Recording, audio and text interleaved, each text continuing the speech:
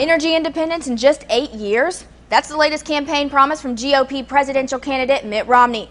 Mr. Romney released his plan Thursday. It calls for, among other things, empowering states to control onshore energy development, opening offshore areas for energy development, and facilitating private sector-led development of new energy technology. Under the plan, environmental statutes and regulations would be removed or loosened to greenlight more coal production and other industry priorities. Romney's plan caters heavily to oil and coal interests, and oil executives are some of his biggest benefactors. Who's behind this ad smearing President Obama? Big Oil. That's who. The money they make from high gas prices is going right into Mitt Romney's campaign. Big Oil executives have pledged $200 million to help him. And Romney's pledged to protect their record profits. And their billions in special tax breaks, too. These guys all profit. You pay the price. I believe we have to be developing more energy sources ourselves, which would include offshore drilling and drilling in Anwar, nuclear power, biodiesel, biofuel, ethanol, cellulosic ethanol, probably liquefied coal. We have enormous supplies of coal. And by the way, I like coal. I'm going to make sure we can continue to burn clean coal. People in the coal industry feel like it's getting crushed by your policies.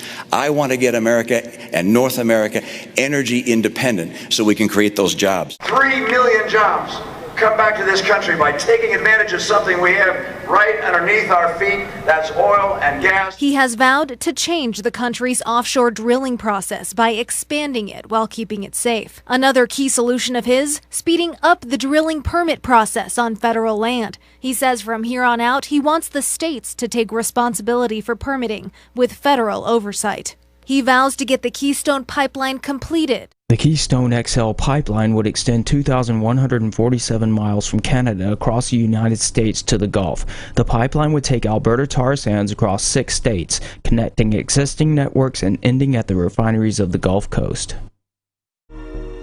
The environmental damage of the tar sands through air, land, and water is a large concern. Because of the massive amounts of water required for production, toxic pools are left behind. In addition, the strip mining process devastates the land, and only around 15% of the land that has been mined is currently under reclamation. Tar sands are known to produce 45% more greenhouse gases than that of conventional oil. You know there are no quick fixes to this problem, and you know we can't just drill our way to lower gas prices.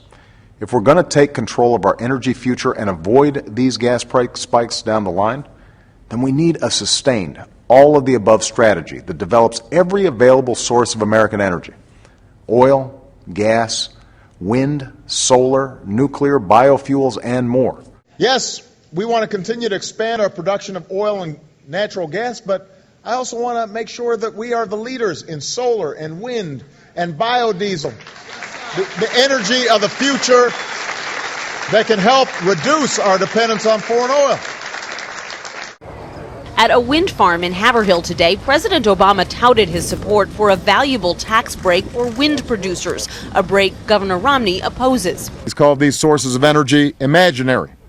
His new running mate has called them a fad.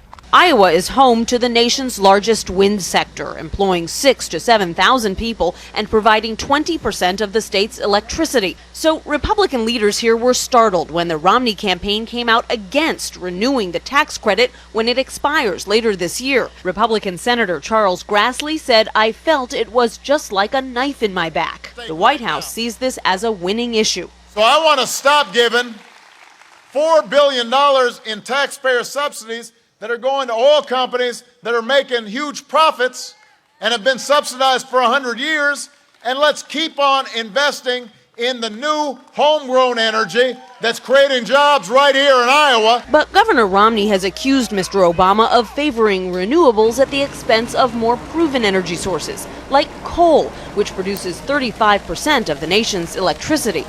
This is a time for truth. If you don't believe in coal, if you don't believe in energy independence for America, then say it. Today, Governor Romney met with coal miners in Bealsville, Ohio, and said the administration's strict new emissions regulations, issued in March, are forcing plants to close because it's too expensive to retrofit them. I make this commitment. We will have America, we will have North American energy independence. We won't have to buy oil from Venezuela and the Middle East. We're going to be independent. Since the gas lines of the 70s, Democrats and Republicans have talked about energy independence, but nothing's changed. Except now Exxon's making $40 billion a year, and we're paying $3.50 for gas. I'm Barack Obama. I don't take money from oil companies or Washington lobbyists, and I won't let them block change anymore. They'll pay a penalty on windfall profits. We'll invest in alternative energy, create jobs, and free ourselves from foreign oil.